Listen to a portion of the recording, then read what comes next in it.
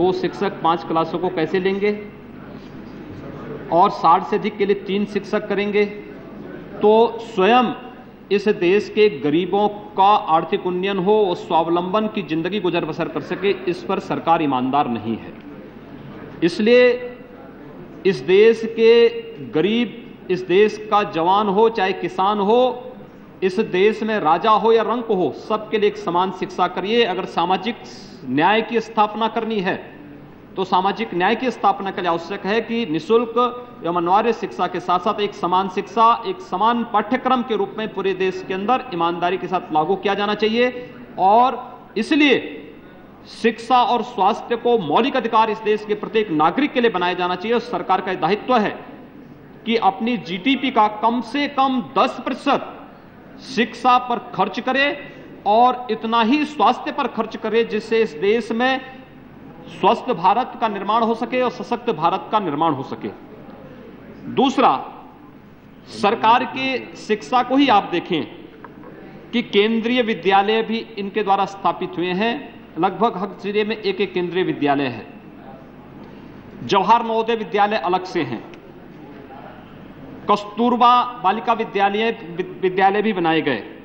और अभी 3-4 वर्ष पूर्व इस सरकार ने इस देश के अंदर 6000 मॉडल स्कूल बनाने की बात की थी, लेकिन उनकी स्थिति क्या है? 4 वर्ष में मात्र 400 कुछ विद्यालय ही अब तक बन पाए हैं। तो आखिर शिक्षा के उस लक्ष्य को और मॉडल शिक्षा के उस लक्ष्य को प्रदान करने की ये सरकार अपनी जिम्मेदारी का निर्वहन कितने ईमानदारी से कर पा रही है, स्वयं अनुमान लगा सकते हैं। मैं इस सरकार के द्वारा जो अब तक जो बातें कही गई हैं कि हम 6 से 14 वर्ष तक के बच्चों के लिए अनिवार्य और मुफ्त शिक्षा की व्यवस्था करेंगे, वह स्थिति तब है, यानी 13 लाख जो स्कूल हैं, उन 13 लाख स्कूलों में से 10 लाख से ऊपर सरकारी विद्यालय हैं और लगभग 2.5 लाख निजी क्षेत्र के विद्यालय हैं। उनकी स्थिति यह है कि आज भी जो सरकारी क्षेत्र के विद्यालय हैं उसमें से आधे स्कूलों में खेल का मैदान नहीं है, 40% स्कूलों में शौचालय की व्यवस्था नहीं है, 25% स्कूलों में शुद्ध पेयजल की व्यवस्था नहीं है और 20% स्कूलों में न्यूनतम जो योग्यता होनी चाहिए शिक्षकों की, उसको भी वो लोग उस अर्हता को पूरा नहीं करते। मैं माननीय मंत्री जी का ध्यान आकर्षित करूंगा, मैंने पिछली बार भी किया था कि बीएड और बीटीसी की मान्यता देने के लिए इनका जो एनसीटीई है, जिसका केंद्र जयपुर में है, वहां पर संस्थाओं की मान्यता के लिए 10 लाख रुपए बीटीसी और बीएड की मान्यता के लिए मैंने माननीय मंत्री जी का ध्यान पिछली बार भी आकर्षित किया था। चेयरमैन के यहां सीबीआई का रेड पड़ा था, रंगे हाथ पकड़ा गया था। आखिर यह सरकार जब टीचर ट्रेनिंग के लिए स्थापित संस्थाओं के भ्रष्टाचार को नहीं रोक पा रही है, तो उस भ्रष्टाचार से पनपे हुए शिक्षक कैसे योग्य छात्र और राष्ट्र के लिए समर्पित छात्र दे सकेंगे, राष्ट्र नागरिक दे पाएंगे? स्वयं प्रश्न चिन्ह है। मैं माननीय मंत्री से जानना चाहूंगा कि इस पर एक विचार करें।